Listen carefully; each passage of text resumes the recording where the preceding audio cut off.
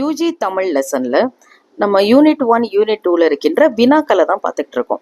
அடுத்தது வினா என்ன அப்படின்னு பார்த்தீங்கன்னா, தகடூர் போர் பற்றி எழுதுக அப்படின்னு கேட்கலாம்.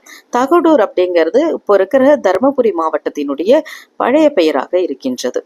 இதுல அதியமான் தகடூரை ஆண்ட மன்னர்களுடைய மரபுல சேர்ந்தவனா இருக்கான்.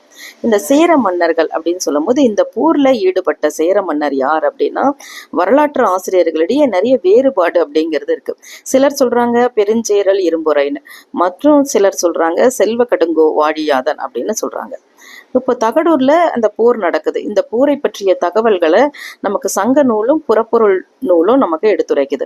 இந்த போருக்கான காரணம் என்ன அப்படின்னு பார்த்தீங்கன்னா, அதியமானுக்கும் சேரர்களுக்கும் இடையே அரசியல் போட்டியும் அதிகார பகிர்வு காரணமா இந்த போரானது ஏற்பட்டிருக்கலாம்.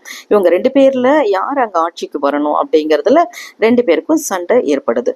அதுல பாத்தீங்கன்னா 2 பேருமே சண்டை போடுறாங்க. இந்த போரால என்ன விளைவு ஏற்பட்டது அப்படின்னு பாத்தீங்கன்னா, சேரர்களுடைய வெற்றி மற்றும் அதியமானின் வீழ்ச்சிக்கு இது வழிவகுக்கிறதா இருந்தது.